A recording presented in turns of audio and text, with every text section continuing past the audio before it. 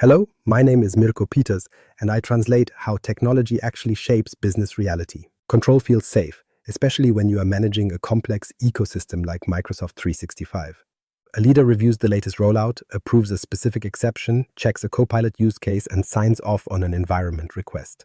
On the surface, this looks like responsible management, but at scale, that same behavior turns the leader into the most dangerous bottleneck in the entire company. It is a single point of failure. This is not a motivational talk about leadership style, it is an architectural argument about how systems actually function. Because if Copilot adoption stalls, teams' decisions keep rising upward and the power platform either spreads without guardrails or stops completely, the issue usually isn't the tool itself. The problem is the decision path you've built around it. Leadership scales by designing the flow of decisions rather than staying inside every single one. So let me take one step back and show you exactly where control starts to break.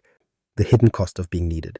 A lot of leaders misread dependency because they mistake activity for progress. They see teams checking upward constantly and they call that alignment, or they see people waiting for approval and they label it as discipline. When their own calendars fill up with exceptions, reviews, and escalations, they convince themselves that this is where their leadership value truly lies. But from a system perspective, that is not value creation, it is a massive loss of throughput. And why is that? The moment a team learns that progress depends on one person's interpretation, the organization stops building judgment at the edge and starts building waiting behavior instead. That is the hidden cost of being needed, and I'm not talking about the emotional toll on the leader. I'm talking about the operating cost of the entire system. If every exception and clarification flows upward, the system teaches people to pause before they act, which means they spend their time packaging context for someone else rather than solving the problem. They learn to delay ownership until it feels safe enough to proceed, and once that behavior becomes the standard, the leader starts living inside a dangerous illusion. The illusion tells you that because you are involved everywhere, the organization must be aligned, but the reality is that the organization has simply learned not to move without you. I've seen this pattern repeat across dozens of companies that say they want speed. They invest heavily in Teams, Copilot, and the Power Platform. And while the technical layer improves and information moves faster, the actual decisions remain stuck. This happens because access to data is not the same as authority to use it, and visibility into a problem is not the same as owning the solution. The whole environment gets faster at surfacing issues, but it doesn't get any faster at resolving them. Many speed problems are not tool problems, they are path problems. You can buy the best software in the world and automate every handoff you can find, but if every meaningful decision still needs to travel up the chain, the architecture stays slow. Eventually, that slowness becomes cultural, and you start hearing people say they are waiting for leadership or need just one more sign-off before they can proceed. None of those phrases sound dramatic, which is exactly why they are so dangerous to your bottom line. Because these delays sound normal, they are the hardest kind of friction to remove from a business. It no longer looks like a bug in the system, it looks like people being responsible. But under the surface, every upward dependency creates three specific forms of loss that drain your capacity. First, you lose time while work pauses for context to be gathered, sent, and reviewed. Second, you lose accuracy because the leader rarely gets reality directly, receiving instead a filtered summary of interpretations and risk framing. This means decision quality at the top is often much lower than people assume because it is based on compressed partial information. Finally, you face the loss of learned hesitation, where the people closest to the work stop strengthening their own judgment and get stronger at escalation instead. Once hesitation becomes a habit, the organization starts building expensive structures to compensate for it. You see more meetings, more status updates, and more dashboards created just to give the illusion that progress is happening. Structurally, all of that is just a workaround for one design flaw. Your decision path is too narrow. If every decision still needs you, your system isn't actually working, it is just depending on you. Dependency does not scale, and that matters because many leaders still believe their personal involvement reduces risk. In a small system, that might be true, but in a growing system, it actually concentrates risk into a single node. Now, the business has tied its execution speed and confidence to one person's availability and one person's context window. That isn't a sign of leadership strength, it is fragility wearing the language of control. The people inside that environment feel this drag long before leadership ever puts a name to it. They feel it as unclear ownership and the need to over-prepare before they ask for anything, which leads to collaboration that looks active but produces very little committed action. When leaders ask why adoption is slow or why people are building side solutions outside the approved path, the answer is uncomfortably simple. The system is doing exactly what it was designed to do. It was designed to route certainty upward to a central point, but it was never designed to scale judgment outward to the people who need it. Scale punishes that design very quickly because the larger the environment becomes, the faster those centralized loops break under their own weight. Which brings me to the first place most leaders are feeling this breakdown right now. Why control fails as a scaling model. Control survives for a long time in small environments because the sheer volume of work is still human manageable. In these early stages, a founder can review every major choice, a department head can sit inside most exceptions, and a senior leader can hold enough context in their head to feel useful in every decision loop. For a while, that setup actually works. It doesn't succeed because it is a strong model, but rather because the load is still low enough that the inherent weakness hasn't been exposed yet. This matters because many leadership habits are built in these smaller operating conditions and then carried unchanged into much larger ones. The leader learns that direct review creates consistency, that central approval reduces mistakes, and that personal involvement is the only way to keep standards high. In a contained system, those conclusions can look correct, but scale eventually changes the math. The more people, workflows, tools, and projects you add to the mix, the more each centralized checkpoint compounds delay across the board. Now, one approval is no longer just one approval. It becomes one approval multiplied across dozens of teams and thousands of moments where work could have continued but simply did not. This is the point where control stops looking like quality assurance and starts behaving like pure latency. From a systems perspective, there are three specific reasons why this model fails. First, your total throughput collapses. If one person or a narrow leadership layer remains responsible for too many decisions, the amount of work the organization can complete is limited by that small review capacity. The business may expand and the data surface may grow, but decision throughput does not. Consequently, the company often mistakes visible activity for real progress while the actual movement of the organization slows down underneath it. Second, latency begins to rise. Every centralized review adds queue time, and I'm not just talking about the moment of approval itself. You have to account for the preparation before it, the waiting around it, the clarification after it, and the inevitable rework because the leader's context was incomplete. Once those loops stack on each other, even simple decisions begin to feel heavy, which is why you see organizations where nothing looks blocked on paper, yet everything takes longer than it should. The issue here isn't a dramatic failure, but rather a state of chronic delay. Third, failure becomes concentrated. If too much judgment sits at the top, the organization has created a single point of failure around how information is interpreted. If the leader is overloaded, distracted, or traveling, the entire system slows or distorts. Many leaders think concentration of judgment is a sign of strength, but architecturally it is the exact opposite. Concentration is risk, while redundancy is resilience. That is true in infrastructure, it is true in security, and it is certainly true in leadership design. We need to separate two things that are constantly confused: coordination and control. Coordination scales, but control does not. Coordination means having shared standards, clear principles, and a common language so people can act consistently without waiting for one person to interpret every case. Control, on the other hand, means central dependency. It means the system cannot proceed until someone above confirms the next step. That model might create consistency in the short term, but it destroys capacity in the long term. Once the environment becomes complex enough, the leader can no longer keep up anyway, so the organization gets the worst of both worlds. You end up with slow decisions and inconsistent outcomes because when central review overloads, quality doesn't stay high, it degrades. Approvals become rushed, context gets skimmed, and the system becomes more political because access to the bottleneck matters more than the clarity of the request. Now map that reality to how we work today. You might introduce Microsoft 365 to improve flow, deploy Teams to centralize communication, and add Copilot to reduce friction in knowledge work. You might even enable Power Platform so business teams can solve local problems faster. All of that increases the system's ability to generate action, but if leadership still behaves as the approval engine, those gains do not compound. Instead, they collide with a bottleneck. Control-heavy leadership isn't strong, it's fragile. It depends on a shrinking human capacity inside an expanding digital environment, and digital environments scale much faster than human review loops ever will. This brings me to the first place most leaders now feel this breakdown very clearly. Inside Microsoft 365 governance. Anchor case, the Microsoft 365 governance failure pattern. Let's make this real with a pattern I see all the time in Microsoft 365 environments. The organization usually starts with good intent because a senior leadership team wants to manage risk. They've seen what unmanaged collaboration can do, such as having too many teams, too many sites, and too much content with unclear permissions. Then Copilot enters the conversation, and suddenly the risk feels much bigger because the environment is no longer just storing information. It is surfacing it and making weak governance visible very fast. Leadership responds the way leadership often responds. They centralize. They add more approvals, more review steps, and more sign-off expectations at the top. On paper, this looks responsible, but in practice, it creates a very specific failure pattern. I've seen this in organizations preparing for Copilot or trying to regain control over Power Platform growth. The language is usually different, but the structure is the same. Executive oversight becomes executive dependency. The organization says it is governing Microsoft 365, but what it is actually doing is wrapping the whole environment in leadership latency.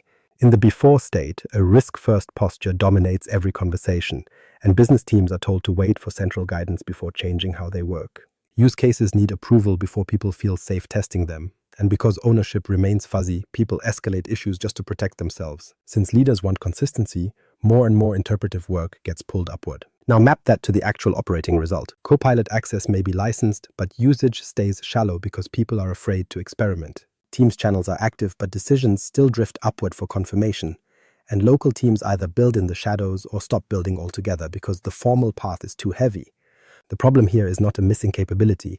Microsoft 365 usually has more than enough tools for the work, from SharePoint structure to Power Platform automation and Purview security labels. When execution still slows down, we have to look at the decision path wrapped around the tools. That path becomes the real product people experience, and when that internal governance product teaches caution more than movement, adoption becomes performative. People attend the briefings and complete the training, but in their daily work they hesitate.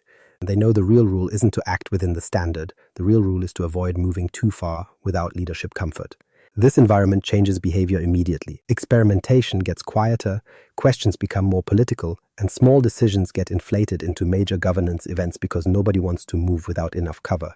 I remember sitting in conversations where the stated goal was faster adoption, yet every design choice added another steering review or another approval stage for something reversible and low risk.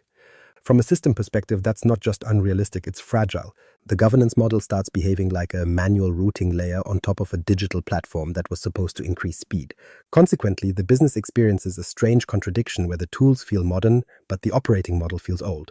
This contradiction creates visible symptoms like low adoption, duplicate effort, and escalation fatigue. Leaders then read those symptoms as a lack of maturity in their staff. If you look closely, that diagnosis is often wrong. Behavior wasn't driven by resistance, it was driven by the environment. The people inside the system were adapting rationally to a design that made upward dependency feel safer than local judgment. This is why the Microsoft 365 governance failure pattern matters so much. It doesn't look like failure at first because it looks disciplined and produces lots of meetings and executive visibility. Structurally, however, it is starving the organization of decision flow. The system is protecting against unmanaged risk by creating managed delay, and over time that delay becomes its own business risk. Once teams stop acting close to context, the entire promise of the platform starts collapsing. This brings me to the first enterprise scenario where this pattern becomes painfully obvious. A Copilot rollout stuck under a leader bottleneck. Scenario 1, Copilot rollout under leader bottleneck. Now let's look at the Copilot rollout because this is where a lot of leadership teams are discovering the bottleneck in a very public way. Interest is usually not the problem, and that is an important distinction to make right at the start. In many enterprises, the interest is already there, pilots exist, and budget conversations are happening because leaders have seen enough examples to believe there could be real value. Microsoft has broad reach across the installed base, and a large share of major enterprises have already adopted Copilot in some form, though it often stays trapped in pilots rather than moving into a full operating rollout. So the problem is rarely that nobody cares about the technology. The real problem is that the organization confuses buying access with enabling adoption, and that is exactly where the leader bottleneck starts showing up. A control-heavy rollout usually begins with caution around output quality, risk, and trust, which is a perfectly understandable place to start. Leaders worry about hallucinations, oversharing, weak prompts, or poor data boundaries, and they fear people will use Copilot in ways that feel hard to defend. To solve this, they insert themselves directly into the path of the work. They don't just stop at the policy level. They move into the runtime level, deciding which use cases are allowed, which teams go first, and which specific outputs need a human review.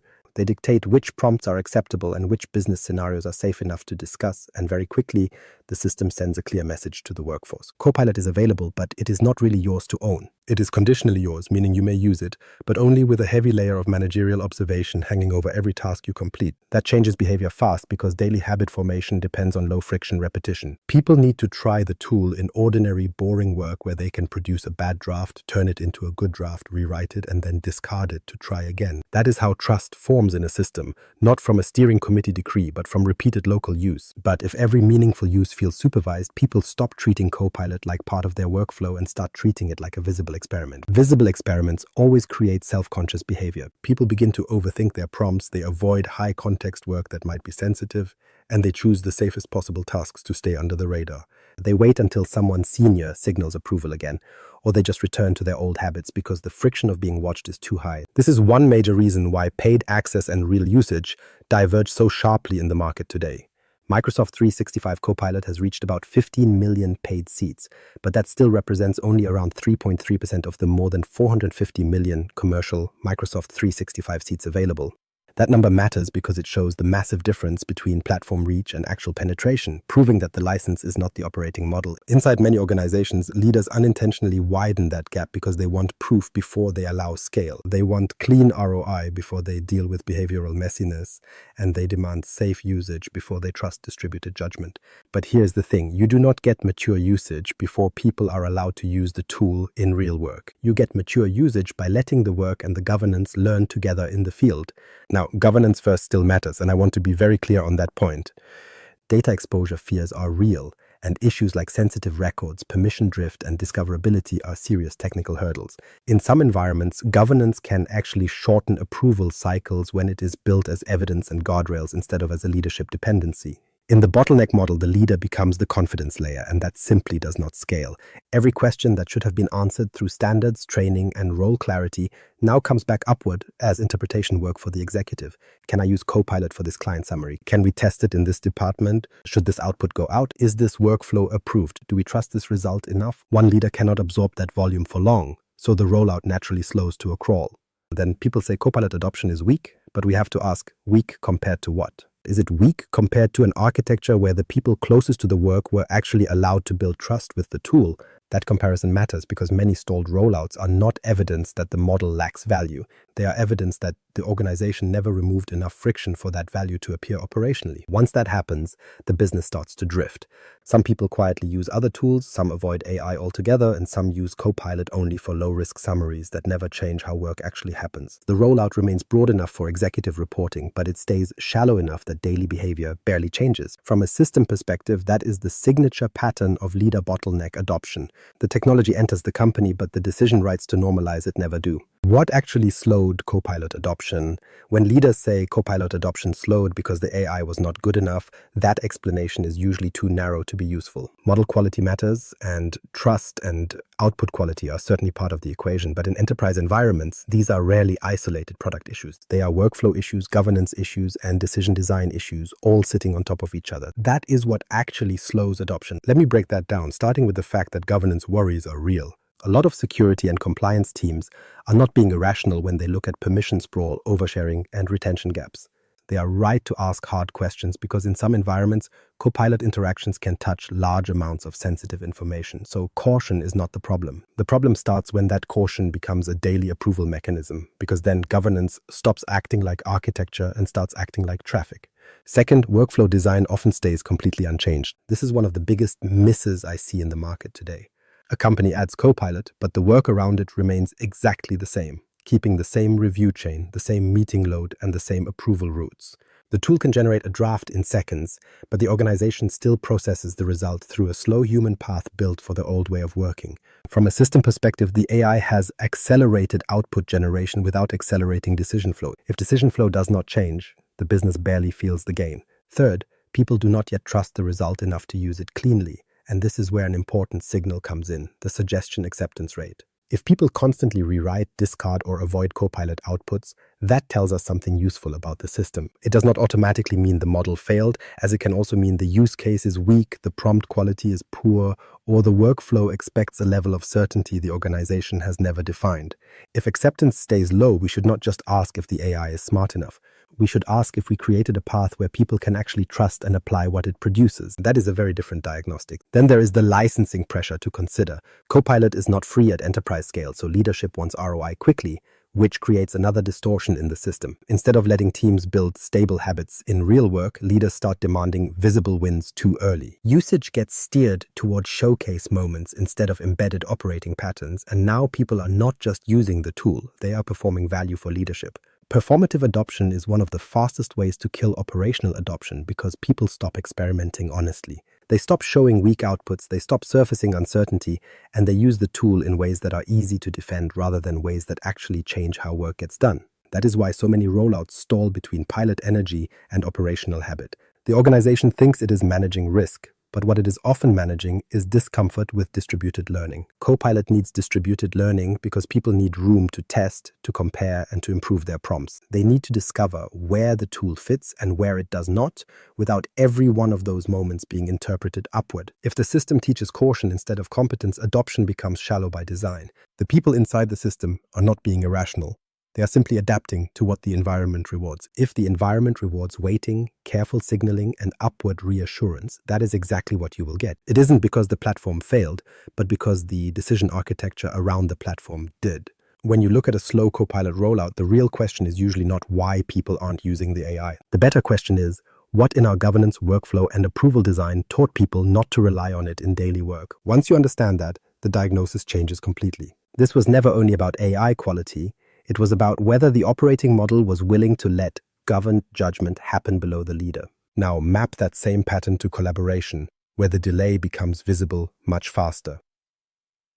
Scenario 2, decision bottlenecks in Teams. Now map that same pattern to Microsoft Teams, and the problem becomes much easier to see because collaboration exposes delay far faster than AI pilots ever will. Teams gives organizations a central place to talk, meet, share files, and capture notes, and increasingly it serves as the engine to extract decisions and action items from all that activity. In 2025, the platform updates kept pushing further in that direction by introducing AI recaps, loop-based meeting notes, and action syncing into Planner. These tools were designed to improve the visibility of what was discussed and what was supposed to happen next, and some organizations using these decision recap tools even reported major gains in participation because decisions became easier to track. But here's the thing, central communication is not the same as distributed authority. And a lot of organizations still confuse those two. They move work into teams, they create channels, and they improve meeting hygiene. But when the moment of commitment arrives, the decision still travels upward. That is the bottleneck. The channel becomes active and the thread becomes long, yet the whole system pauses the moment someone says they should check with leadership before moving. From a system perspective, Teams often makes this design flaw more visible rather than hiding it, because now we can see the work gathering. We can see the context already assembled. We can see the right people in the conversation.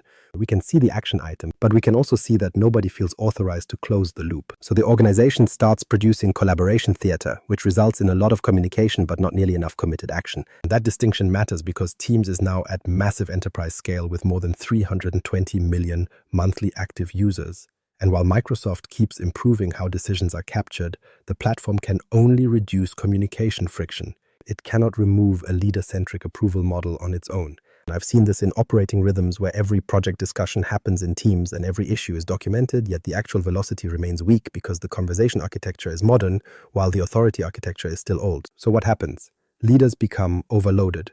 Every thread can become a decision request. Every meeting summary can become a prompt for executive confirmation. Every unresolved edge case gets routed upward because the team has shared visibility but not shared permission to act. Once that pattern sets in, leaders start drowning in context they were never meant to process at that level of volume. This is where it gets especially deceptive, because from the outside, the organization looks highly connected. People are talking constantly, files are moving, and notifications are everywhere, which makes the system feel alive even though it is structurally waiting on too few people to convert discussion into direction.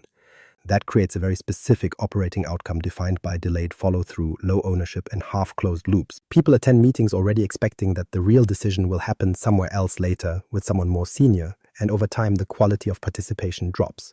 Why invest deeply in the channel if the outcome still depends on a private escalation afterward?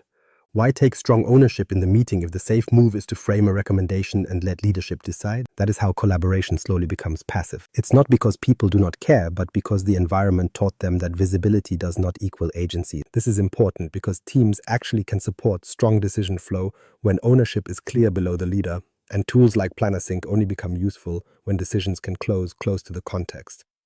But if authority remains trapped at the top, then the platform mainly becomes a better window into slow execution. So when leaders ask why decisions are still slow despite having great collaboration tools, the answer is usually uncomfortable. You improved the communication layer. You did not redesign the decision layer.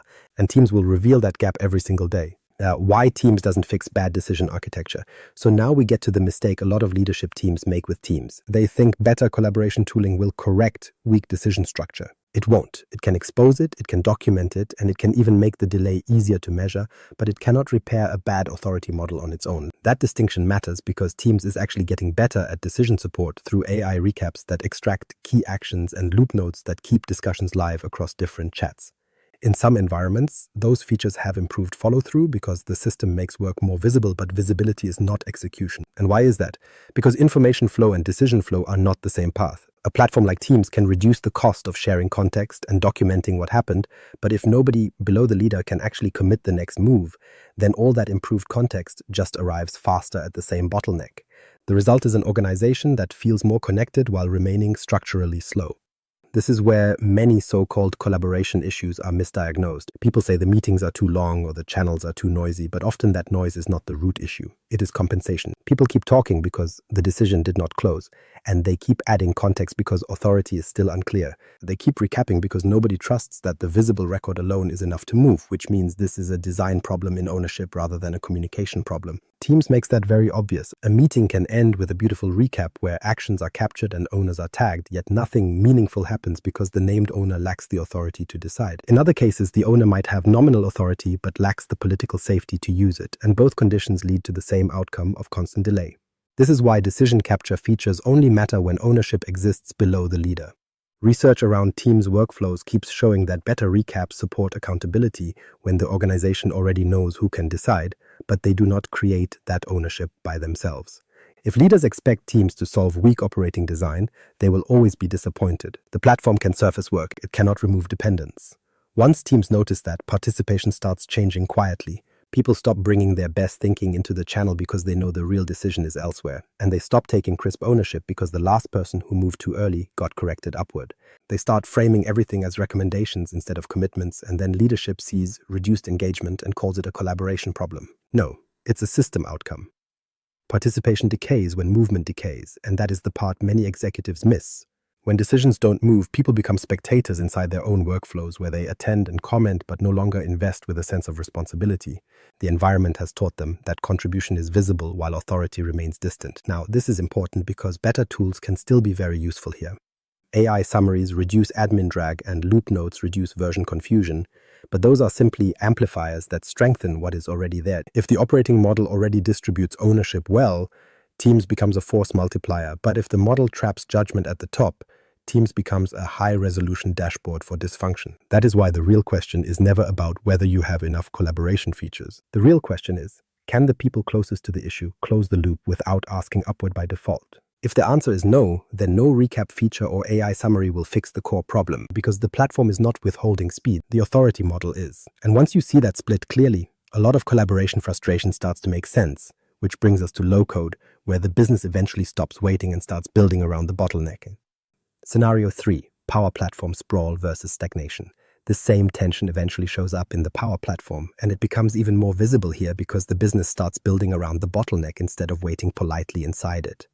When local teams start creating apps, flows, or automations, they usually aren't doing it for fun or to experiment with new tech. They build because they have a problem that keeps repeating and the formal IT path is simply too slow to help them. Whether a manager wants a request flow, an operations lead needs a tracking app, or a team wants a simple approval route that reflects how work actually happens, they all reach for the tools closest to them. From a business reality perspective, that impulse is completely rational. The people inside the system are trying to restore local speed, but once leadership sees the resulting growth, the old fear of losing control returns. Suddenly, the conversation shifts away from productivity and back toward restriction.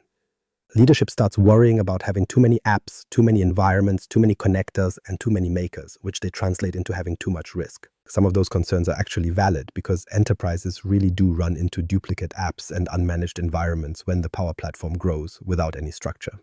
Departmental workarounds multiply and default environments become hotspots where nobody knows which flow is business critical and which one was abandoned months ago but is still running. To fix this, leadership usually reacts by trying to pull every single lever back to the center. They insist that every app request gets reviewed, every environment needs manual approval, and every meaningful automation gets pushed into a long queue. When every exception becomes a governance event, the organization swings from one failure mode directly into another. On one side, you have sprawl, and on the other side, you have stagnation, but both outcomes come from the same leadership mistake. It is the false assumption that central review is the only way to create alignment, which ignores the fact that centralizing low-code judgment doesn't actually remove demand. You just change where that demand goes, and the result is a fragmented system where teams either build in the shadows or give up entirely. Some teams keep building quietly without telling anyone, while others stop asking for help and go back to spreadsheets, email chains, or manual work. There are even groups that create half-supported solutions because the proper route takes too long, or they simply abandon improvement because the effort to get permission is larger than the value of the fix. This is what stagnation looks like in a modern company. It doesn't happen because people lacked ideas, but because the approval path made taking action uneconomic for the person trying to solve a problem. I've seen organizations talk about innovation and empowerment while making a basic flow or app feel like a full enterprise architecture review. From a system perspective, that's not governance. It's structural compensation for weak trust and an incomplete design. The business reads this signal correctly and learns that local initiative is welcome in principle, but far too costly in practice. This causes behavior to split between the confident teams moving in the shadows and the careful teams who just wait for instructions. IT gets blamed for slowing the business down, the business gets blamed for creating chaos, and leadership concludes that the platform needs even tighter control. But the deeper issue is that the operating model never defined where local autonomy was actually allowed to exist. Low-code does not create this underlying tension. It simply reveals it. If the organization has no decision boundaries, no environment strategy, and no clear route for low-risk experimentation, then every new app looks dangerous and every maker looks like a governance problem. But if those design elements are in place, then low-code becomes what it was always supposed to be: distributed execution inside governed boundaries. This is a very different model where the leader does not disappear, but instead defines the standards, risk classes, and environment rules. Because routine choices no longer keep traveling upward for a signature, the whole feel of the platform changes. Instead of chaos or paralysis, you get controlled movement, and instead of hidden builds, you get visible ownership. The real lesson here is not that business-led building is dangerous, but that control doesn't scale. It creates bottlenecks much faster than it creates alignment, and once that becomes clear, the next question changes. We are no longer asking whether we should govern, but what governance is actually for in a modern system. The false choice between chaos and control. Now we get to the leadership trap sitting underneath all three of these scenarios. A lot of leaders believe they only have two options: freedom without structure or strict control. In the first option, people build what they want, and the tenant slowly fills with duplication and unmanaged risk. In the second option, nothing moves without approval, which means new use cases, new apps, and even Copilot have to wait while everyone slows down so leadership can feel informed. That framing sounds reasonable on the surface, but it is also fundamentally wrong. From a system perspective, both of these options are design failures. Chaos is what happens when there are no meaningful boundaries, while control gridlock happens when the boundaries are so unclear that every decision gets pulled upward anyway. The real choice is not between chaos and control, it is between unmanaged autonomy and architectural alignment. Architectural alignment means the organization defines where decisions should happen before the pressure arrives, not after. It means local teams can move within clear limits because risk is classified, ownership is named, and access is aligned. When exceptions have clear routes and auditability exists without turning every routine decision into leadership theater, you have reached mature governance. It does not centralize all judgment. It makes distributed judgment safe for everyone involved. This is important because governance is often described as if its only job is to stop movement. But the real job of governance is to create predictable movement under constraint, which is a much higher standard to meet. If your governance model slows every decision equally, it isn't mature. It's just blunt. A mature model treats different decisions differently, allowing low-risk and reversible choices to move close to the work, while higher-risk decisions escalate with evidence attached. That is not looseness. That is architecture. Many leadership teams get stuck here because they think removing themselves from routine approval means losing accountability. In reality, it means relocating accountability into the operating model itself. The leader remains accountable for the standards and the risk appetite, but they should not remain the runtime engine for ordinary execution. Once the leader becomes the runtime engine, the whole organization starts building around one human processing limit. That isn't governance, it's a dependency pattern. Now map that back to Microsoft 365 and how you manage your tools. You do not need the leader approving every Copilot use case if the data boundaries, sensitivity labels, and acceptable use patterns are already defined. You do not need every team's decision escalated if ownership and decision rights are clear in the workflow, just as you don't need every Power Platform request in a queue if the environment strategy is explicit. In each case, the answer is the same. Governance should define where decisions happen, not pull every decision upward. That one shift changes the whole feel of the organization because the people inside the system stop asking if they can move and start asking which boundary applies to them. That is a much healthier question because it keeps agency near the work while still respecting the need for control. Once that happens, the leader no longer needs to be present in every operational choice to feel responsible. The leader becomes responsible for the design quality of the path itself, which is a much more scalable and honest role. If people need constant intervention to do routine work safely, then the problem is not that they are immature. The problem is that the architecture is incomplete. The false choice between chaos and control needs to go because it keeps too many organizations trapped in a childish debate while the business pays the price. The better question is this: what design would let governed decisions happen without leader dependency? Once you ask that, everything starts to shift because you are no longer defending control. You are designing flow, and that is where the operating model truly starts to change. Contrast case, redesigning the system by removing the leader from the path. Now let's flip the pattern and look at what changes when an organization redesigns the path instead of just tightening control around it. We are looking at the same Microsoft 365 ecosystem, the same pressure around risk, and the same need for governance, but the operating result is completely different. I've seen environments where the breakthrough didn't come from a new tool purchase or a flashy AI feature, and it certainly didn't come from another governance committee. The shift was much simpler because the leader stopped sitting inside the routine flow of daily decisions. They weren't moving outside of accountability, but they were moving outside the path of the work itself. That distinction matters because the afterstate isn't about a leader being absent. It's about a leader being repositioned. Direction, risk appetite, and standards still come from the top, but the routine movement of work no longer depends on a senior person being present at runtime. When you remove that dependency, behavior changes across the entire department very quickly. Here is what that redesign actually looks like in practice. First, decision boundaries are made explicit, so local teams know exactly what they can decide on their own. Cross-functional decisions have named routes, and high-risk cases have escalation paths with defined evidence requirements already built in. Routine, reversible choices no longer wait for a senior review just because someone feels nervous, and that one change alone removes a massive amount of artificial traffic from the system. Then ownership gets clarified, which is the opposite of saying everyone is responsible, because that usually means nobody is. A primary owner is named, a backup is made visible, and the handoff path is clear to everyone involved. The person closest to the issue knows whether they are expected to decide, recommend, or escalate, and this clarity reduces the constant upward checking reflex that slows down most companies. Finally, access gets aligned to responsibility, which is where a lot of organizations quietly fail. They tell people to own outcomes but leave permissions, data access, and environment rights trapped in a different department. The redesign only works when authority and access line up, so if a team owns a workflow, they need the governed ability to act on that workflow without asking for permission every hour. If a business unit owns a use case, they need the right environment and data visibility to execute safely. Once those three things line up, boundaries, ownership, and access, the whole environment starts feeling different. It doesn't feel softer, it feels cleaner, and teams stop escalating by habit because they finally have the tools to finish the job. Leaders stop being copied into every email as emotional insurance, and Copilot adoption becomes more operational because people can actually test it inside approved boundaries. Teams' conversations close faster because ownership exists below the meeting level, and the power platform improves because experimentation has a valid path instead of ending in approval paralysis. The important part here is that the leader is still there, still visible, and still accountable for the results. However, they are no longer acting as the human router for normal work, which reduces more than just delay, it reduces emotional drag.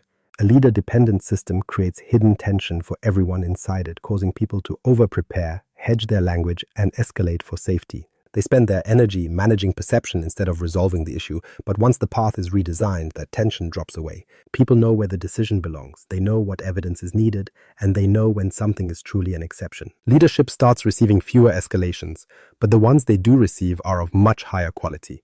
This is a major shift where you don't lose visibility, you actually gain a higher signal. From a system perspective, the organization has moved from concentrated judgment to distributed judgment under constraint. That is what structural resilience looks like. If one leader is unavailable, the system still moves, and if one team owner is out, there is a backup ready to step in. If one workflow hits an exception, the route is already known, and the business is no longer asking one person to absorb all the ambiguity at scale. The result is usually obvious. Faster decisions, less queuing, cleaner adoption, and much lower rework. You see less side behavior and more trust in the platform because the platform is finally supported by a matching operating model. When leaders ask what changed, the honest answer is often very simple. We did not make the leader stronger, we just removed them from the path where they never should have been in the first place. It's the same tools and the same people, but the architecture is different, and that leads to very different behavior. What removing the leader really means.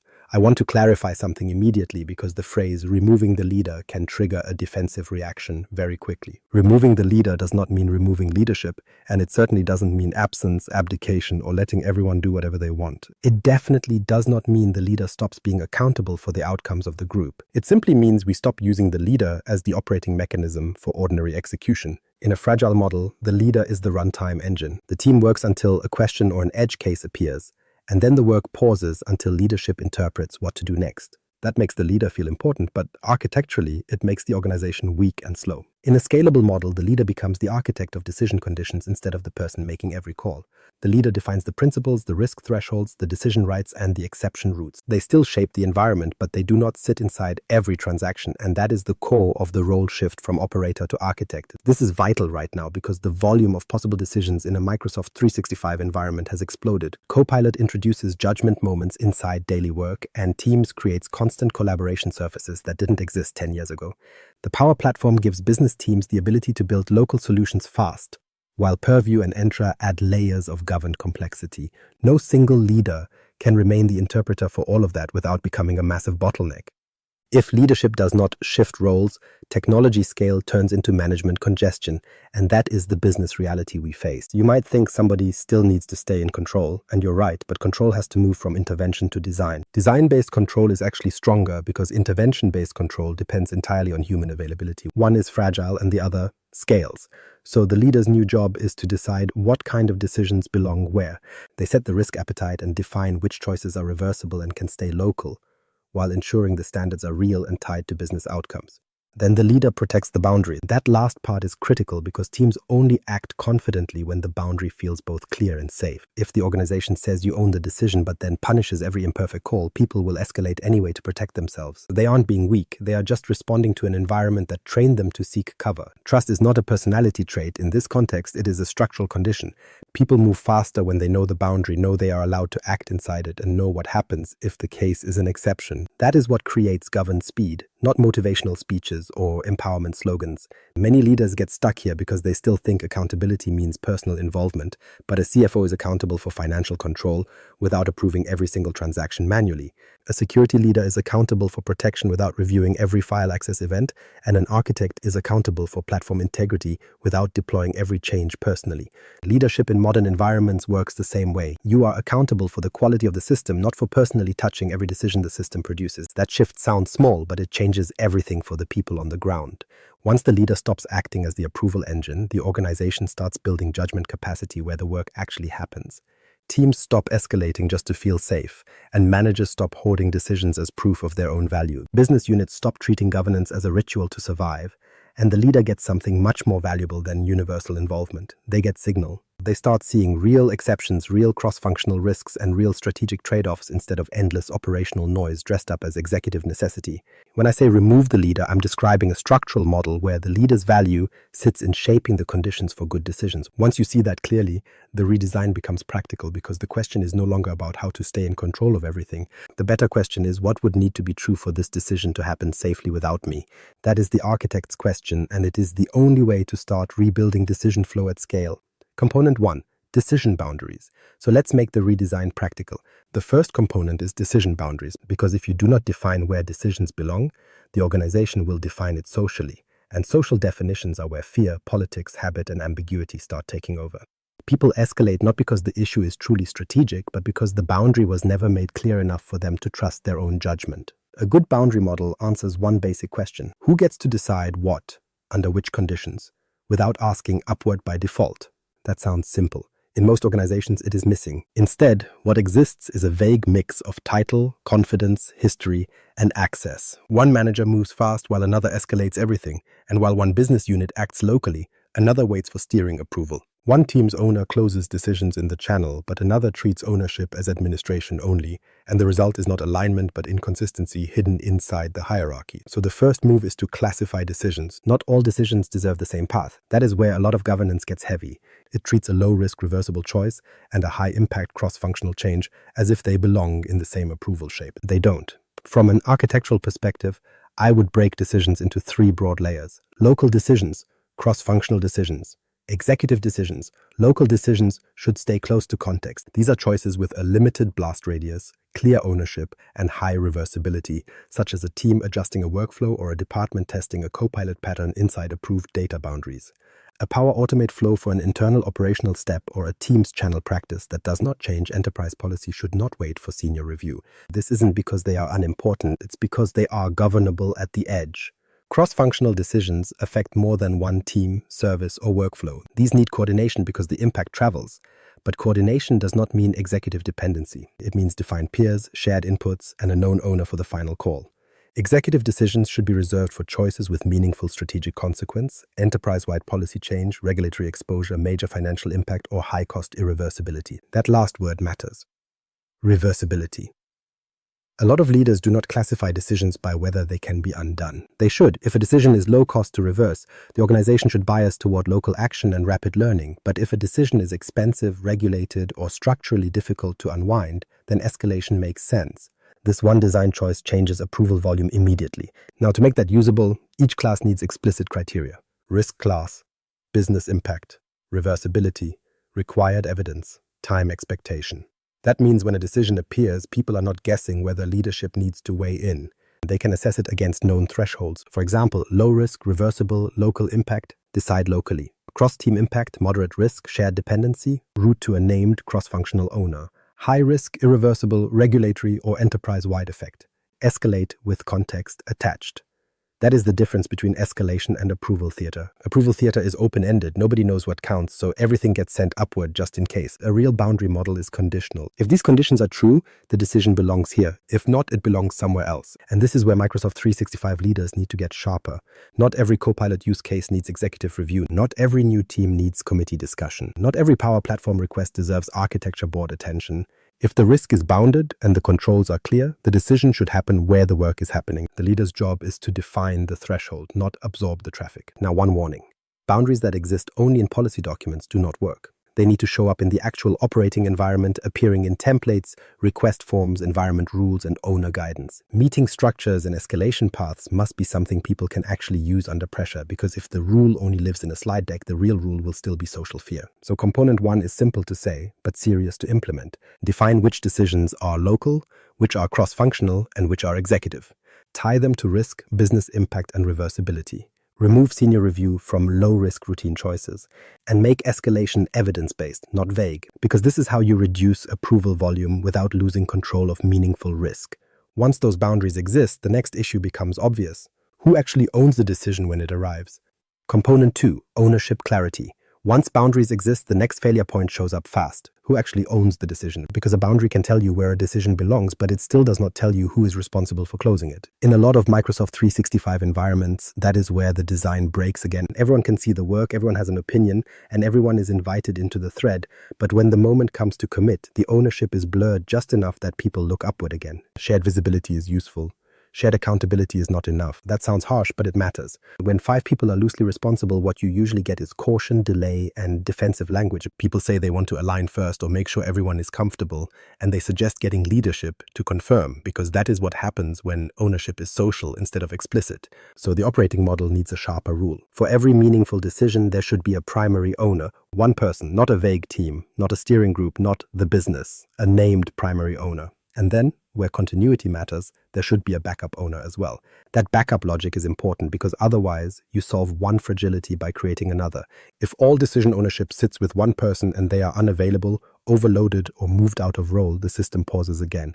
That is still a single point of failure. So the better pattern is primary plus backup, clear lead, clear continuity. Now map that into Microsoft 365 realities. A team without a real owner becomes a discussion container. A SharePoint site without a real owner becomes a content risk. A Power Platform environment without a real owner becomes either sprawl or paralysis. A Copilot use case without a real owner becomes a pilot that nobody operationalizes. This is why ownership cannot stay abstract. It has to connect to the actual places where work happens. Teams owners, site owners, environment owners, process owners, service owners, admin role holders, and when needed, service accounts with clear stewardship behind them. Not just technical assignment, business responsibility attached to technical reality. That changes behavior more than people expect, because a lot of upward checking is not caused by insecurity alone. It is caused by missing responsibility mapping. People escalate because they genuinely do not know whether they are expected to decide, recommend, approve, or just participate. So they seek safety by involving leadership. From a system perspective, that is not a maturity issue first. It is a design issue. The responsibility map is incomplete, and this is where leaders need to be disciplined. If ownership is unclear, do not compensate with more meetings. Fix the ownership model. Ask very directly, who is the primary owner here? What are they allowed to decide? When does the backup step in? What conditions require escalation beyond them? If those answers are missing, the organization will create informal workarounds, usually political ones, usually slow ones. I've seen this especially in cross-functional Microsoft 365 work where everyone is adjacent to the issue, but nobody is structurally accountable for the final move. Security, IT, business, and compliance are all involved, and because everyone can veto something, nobody feels safe owning the outcome, which makes leadership the default tiebreaker. That is not coordination. It is orphaned decision-making. Ownership clarity removes that. Not by excluding people from visibility, but by separating input from accountability. Many people can contribute context. One person still needs to own the call within the defined boundary. That is what keeps work moving. And one more thing, ownership has to be visible where the work lives. Inside the team, inside the site model, inside the environment strategy, inside the workflow. If ownership only exists in an org chart or buried governance file, it will not shape behavior under pressure. People need to see who owns the path while they are in the path. Because once ownership becomes visible and real, one of the most expensive habits starts to fade. The reflex to say, let's just check with leadership. And when that reflex fades, the next hidden issue usually appears. People may know the boundary. They may know the owner, but they still cannot act because authority and access are not the same thing. That is the next component. Component 3, access alignment. Now we get to the part many organizations miss, because it looks like a technicality. So leadership treats it like a minor admin detail. It isn't a detail, but rather a fundamental design condition for how decisions actually flow through your business. A lot of escalations happen for one simple reason. The person who is supposed to own the outcome does not have the access needed to act on it. They have responsibility on paper, but they lack it in the environment. So the work moves upward again because the system withheld execution rights from the place where execution was expected. That is access misalignment. And once you start looking for it, you see it everywhere. You see it in a Teams owner who is expected to manage collaboration quality, but cannot apply the right settings, or a SharePoint site owner who is told to govern content, but has no clarity on permissions. It shows up when a Power Platform maker is asked to improve a workflow, but cannot access the environment or data source needed to build the fix. When a manager is accountable for a process but depends on central IT for every small permission change, that is not a motivation issue. Behavior wasn't driven by motivation, it was driven by the environment. If people have to escalate in order to do what they already own, they will escalate repeatedly until they eventually stop acting like owners because the system taught them they are only partial owners. From a system perspective, this creates hidden approval loops where the leader or admin team becomes a service desk for basic execution. People start asking, can you grant this? Or can you unlock access? And that makes the entire structure fragile. Now map that into Microsoft 365. SharePoint permissions are a classic example where if ownership sits with the business but permission models are inconsistent, nobody knows who can safely share or archive content. Teams governance works the same way because if local owners are expected to manage their spaces but key controls are unclear or scattered, ordinary collaboration choices get escalated as if they were major policy decisions. In Power Platform, this gets even sharper, as environment strategy and deployment rights shape whether local execution is actually possible. If you tell the business to own improvement but trap capability at the center, you create dependency by design. Then there is the broader control layer involving purview, entra roles, and sensitivity labels. All of these matter, but here's the important point. Least privilege should not mean least usefulness. A lot of organizations interpret safety as restriction first, so they lock things down in ways that technically reduce exposure, but operationally push routine work back into exception mode. The business starts compensating, workarounds appear, and shadow behavior takes over. Not because people reject governance, but because the governed path stopped being usable. Safe access has to support local execution, which means rights should be narrow enough to reduce unnecessary risk, but sufficient enough to let the named owner do the job. That is access alignment, where authority, responsibility, and capability live in the same place. If one of those is missing, the decision path bends upward again. Leaders need to audit this very directly by asking where they are assigning accountability without permissions or naming owners without giving them data visibility. If you expect teams to improve workflows while every meaningful change still depends on an admin queue, your governance model is not producing alignment. It is producing structural compensation, where people will compensate with waiting, escalation, or unofficial solutions. That is the predictable outcome of the system you built. Component 3 is about making governed execution possible below the leader. When boundaries are clear, ownership is visible, and access is aligned, the organization can finally move without constant upward translation. Once that is true, we can stop measuring whether people are busy and start measuring whether the decision architecture is actually working. Stop measuring activity. Start measuring decision quality and speed. Once boundaries, ownership, and access line up, the next leadership shift is measurement. If you keep measuring activity, you will keep rewarding dependency, and this is where a lot of executive dashboards quietly fail. They show volume through message counts, meeting counts, and tasks created, but none of that tells you whether the operating model is creating flow or just creating movement around a bottleneck.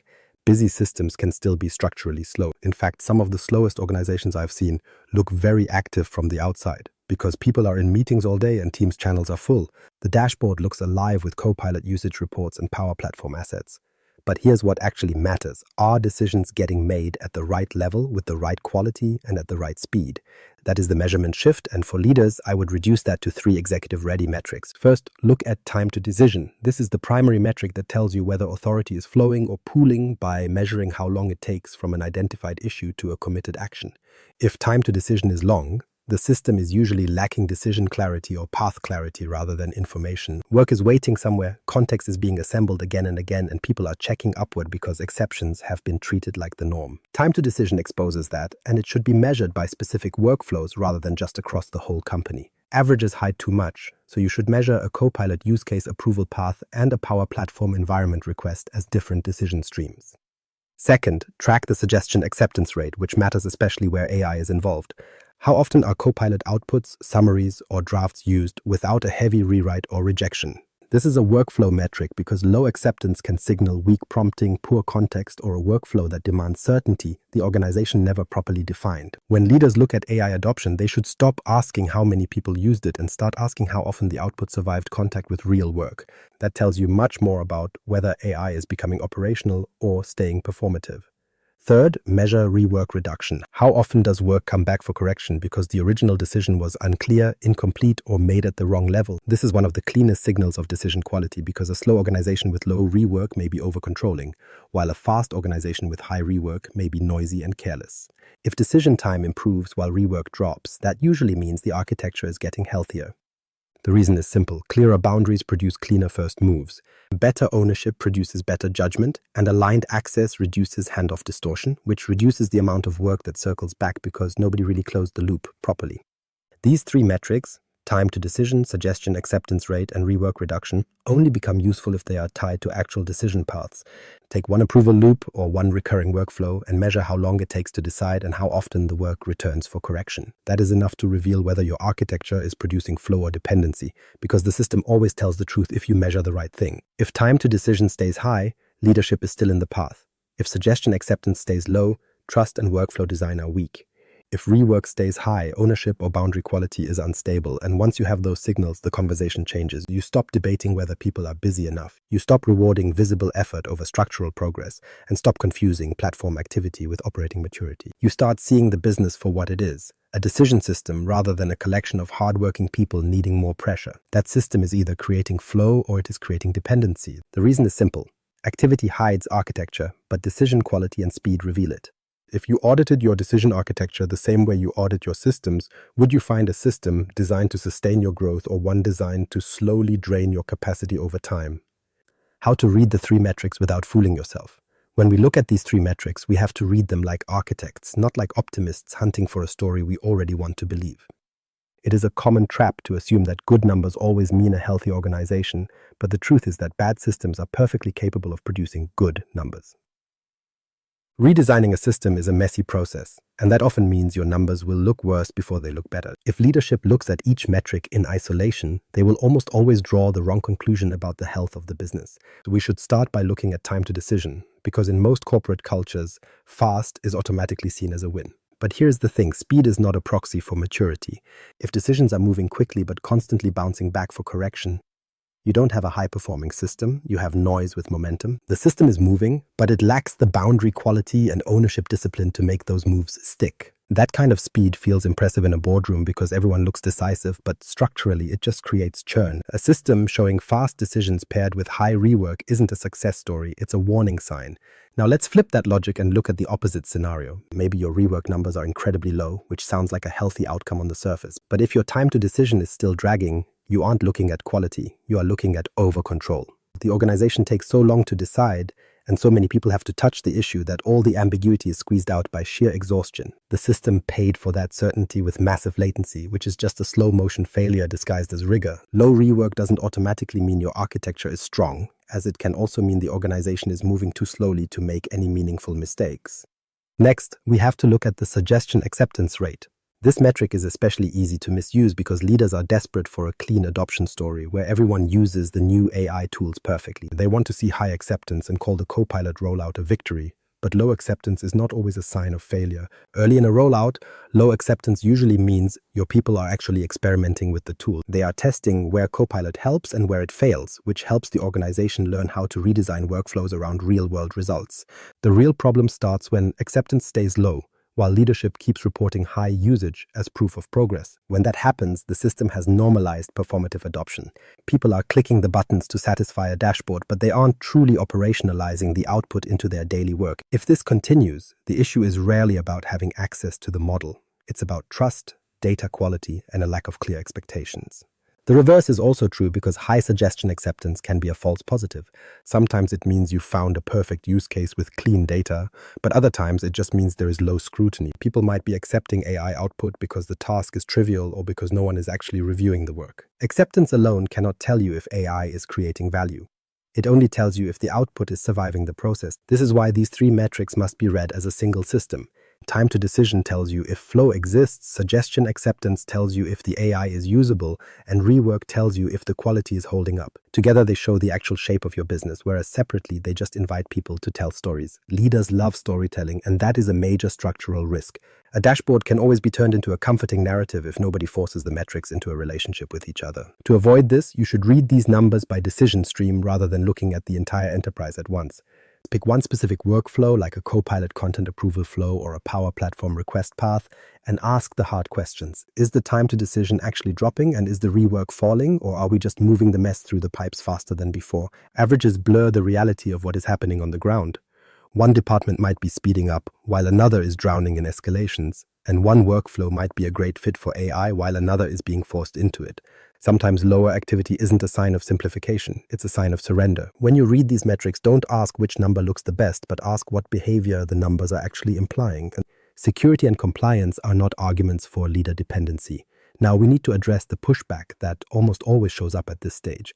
It usually comes from security, compliance, or legal, and the argument is always the same. If we remove centralized approvals, we increase the risk to the company. They claim that strong control requires every major decision to be escalated to senior leadership. While that sounds responsible, it is often structurally wrong. Selective centralization can reduce risk, but universal escalation creates a culture of drag and hidden workarounds. These are risks that stay invisible until the system starts compensating around them in dangerous ways. The real question isn't whether control matters. It obviously does, but where that control should actually live. If your answer is inside a leader's inbox, then your control model is too concentrated to ever scale. A mature security posture shouldn't depend on whether an executive is available to click approve on a Tuesday afternoon. It should depend on embedded guardrails that are built into the path of the work itself. If we map this to the Microsoft 365 stack, the solutions are already there. If you're worried about data exposure, you use role-based access and sensitivity labels rather than manual reviews. If Copilot oversharing is the concern, you tighten permissions and clean up access inheritance instead of hovering over every prompt. When you define environment strategies and deployment rules in the Power Platform, you are creating real scalable controls. These technical boundaries reduce the number of risky situations that ever need a human to step in. Many organizations miss this point entirely because they confuse manual review with strong governance.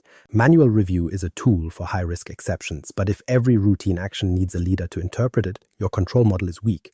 It means your system cannot distinguish between a normal task and a meaningful threat, which is a sign of architectural immaturity. To be fair, some things absolutely do need central involvement, like material financial exposure or irreversible legal actions. Those high-stakes decisions should escalate, but they should do so with evidence attached and through a known, defined path. Escalation shouldn't be a vague cultural habit where people push things upward just because they feel uncomfortable. Security teams aren't usually asking for infinite meetings. They're asking for the confidence that risky activity is visible. That confidence comes from design quality, not from leader dependency. This is where a governance-first approach actually helps, provided we apply it to the environment before we try to scale. It means standards are set early, roles are assigned, and the platform is made safe enough for people to actually do their jobs. Good governance lowers the amount of interpretation needed while the work is happening.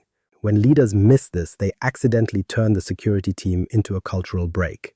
The people inside the system stop looking for the safe path and start waiting for someone senior to bless their every move. That isn't a security message, it's a dependency message, and dependency is a massive risk of its own. When decisions are delayed, people start looking for shadow workarounds to get their jobs done. The governed path becomes so slow and painful that the ungoverned path becomes the only way to survive. Security and compliance are not excuses for leader dependency. They are the strongest arguments for better architecture. You should centralize your standards and your observability, but you must never centralize routine decisions into a human bottleneck. That isn't resilience. It is concentrated fragility. And that is the difference between old school command and control and real modern governance. If you audited your structural resilience the same way you audit your technical systems, what would you find? Is your current setup designed to sustain the people inside it, or is it slowly draining them through a system that was never built to scale? The architecture pattern that replaces command and control. If command and control is the failure pattern, we have to ask what actually replaces it. The answer isn't less leadership, but rather better architecture. This replacement pattern is simple to describe, though I'll admit it takes real discipline to actually implement. You have to centralize your standards, decentralize the execution, automate every low-risk path, and only escalate true exceptions when there is evidence to back them up. That is the entire pattern, and everything else you hear is just detail. Let me break that down for you, because this is exactly where an operating model either becomes scalable or stays trapped in personality-driven control. First, you have to centralize your standards. This is the one area where leadership absolutely should stay strong and set the tone. Security baselines, data classification rules, environment strategy, and access models shouldn't be reinvented by every single team in the building. And why is that? It's because standards create coherence across the entire organization. They make local actions legible to everyone else, which reduces random variation and gives the business a common frame for what good actually looks like. But you have to remember that standards are not the same thing as centralized decision-making. This is where many leaders confuse design with intervention. A standard says, here is the boundary, while a control-heavy leader says, bring me every case so I can see it. Those are two completely different ways of running a company. Second, you need to decentralize execution within those established standards. This means the people closest to the work should be able to act inside the approved boundary without asking for permission every single time. A team owner should be able to manage collaboration, or a business unit should be able to test a Copilot use case without turning a low-risk automation into a massive steering committee event. This is what healthy scale looks like, because judgment is distributed closer to the actual context. Context matters more than we give it credit for. The person nearest to the problem usually has better timing and local knowledge than a leader reading a summary 2 levels up. Now, that doesn't mean local teams are always right, but it does mean the system should be designed so they don't need to be perfect to be effective. That is where the third part of the pattern comes in, automating the low-risk path. If a task is common and well understood, it should never depend on a manual approval from a human being. It should run through a governed pathway by default, whether that involves provisioning patterns, access review cycles, or lifecycle management. Every manual approval you keep for a low-risk recurring event is essentially a tax on your execution. At scale, those taxes compound until the system stalls, so the better model is to automate the routine and reserve human judgment for things that actually require it. Which leads us to the fourth part, escalating true exceptions with evidence. I'm not talking about escalating because of a vague discomfort or just to be safe because someone senior likes to stay involved. A real exception should mean the case has crossed a known, documented threshold.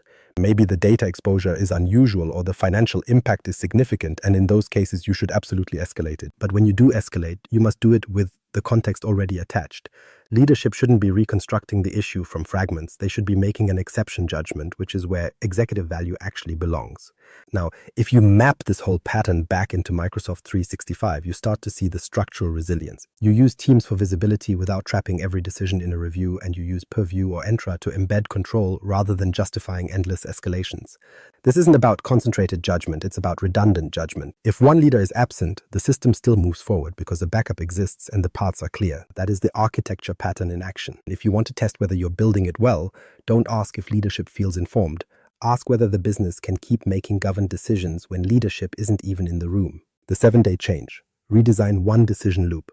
If you want to change your culture without launching a 12-month transformation program, don't start with the whole organization. Start with one single decision loop. One redesigned loop is enough to show you whether your operating model is creating flow or slowly draining it. Pick something recurring that happens every week or every day, like a Copilot use case sign-off or a Power Platform environment request.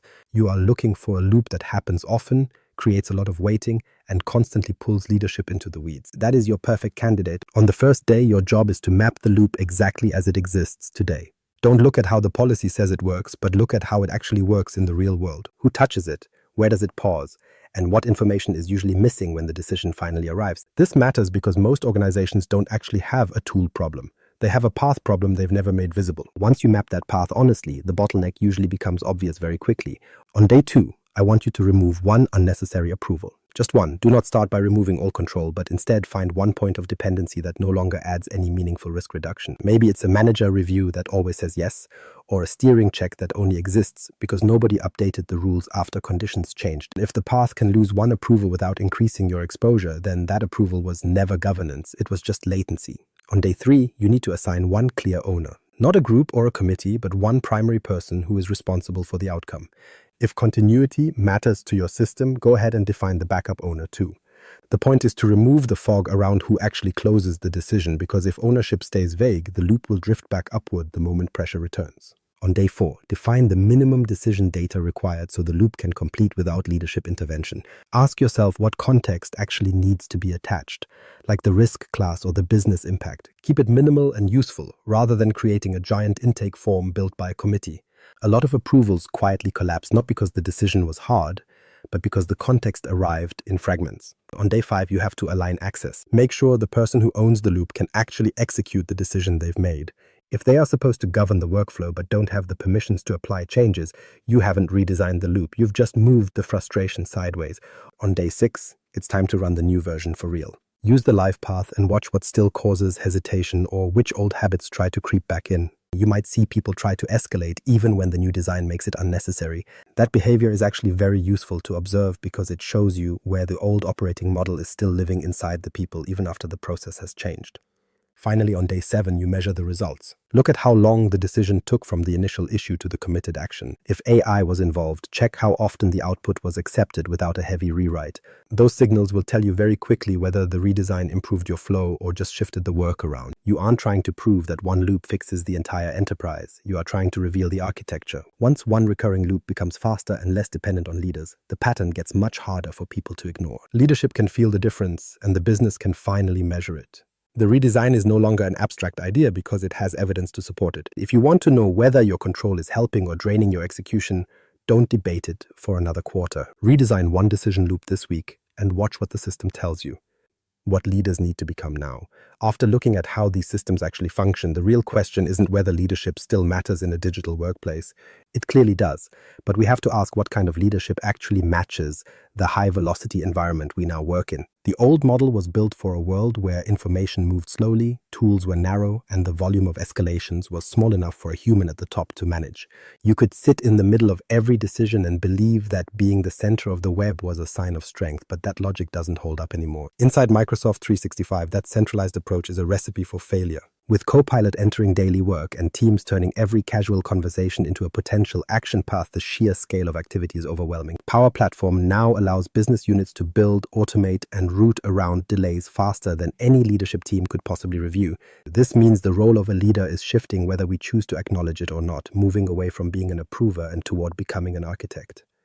We are seeing a transition from being an interpreter of rules to a setter of boundaries, and from a central operator to a designer of decision conditions. The reason for this shift is simple. The more capable our tools become, the more dangerous leader dependency becomes for the organization.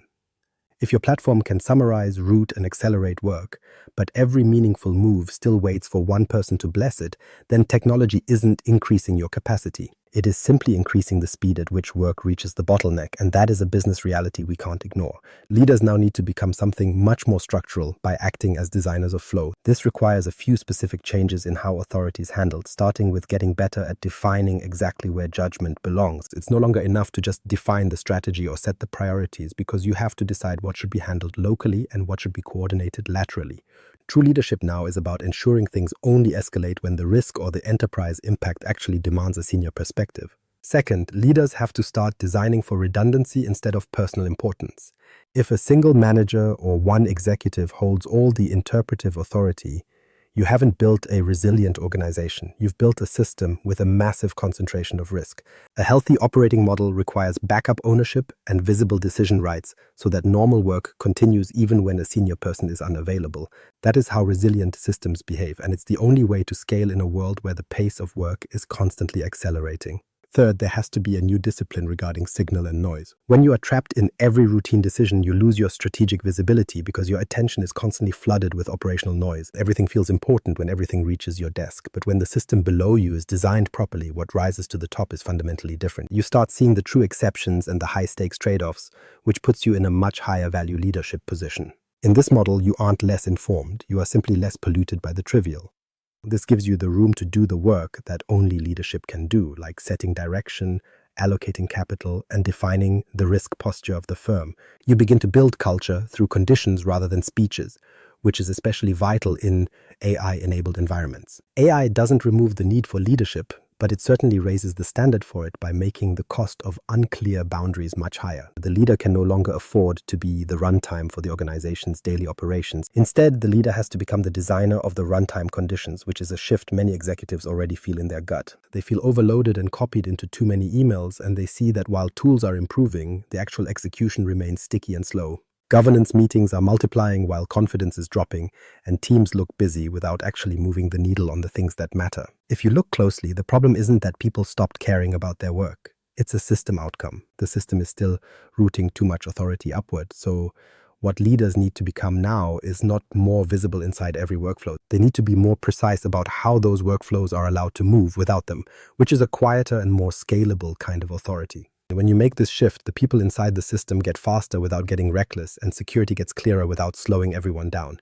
AI finally gets adopted where it creates real operational value instead of just looking good in a presentation. Most importantly, leadership stops confusing personal involvement with actual control over the outcome. Because if we've learned anything from modern systems architecture, it's that personal control never really scaled, but good architecture always does.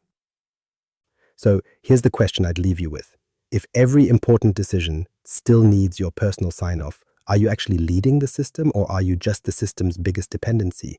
If this changed how you think about Microsoft 365, Copilot, and leadership design, subscribe to the M365 FM podcast and leave a review. You can also connect with me, Mirko Peters, on LinkedIn, so we can work on turning the next bottleneck inside your organization into the next conversation.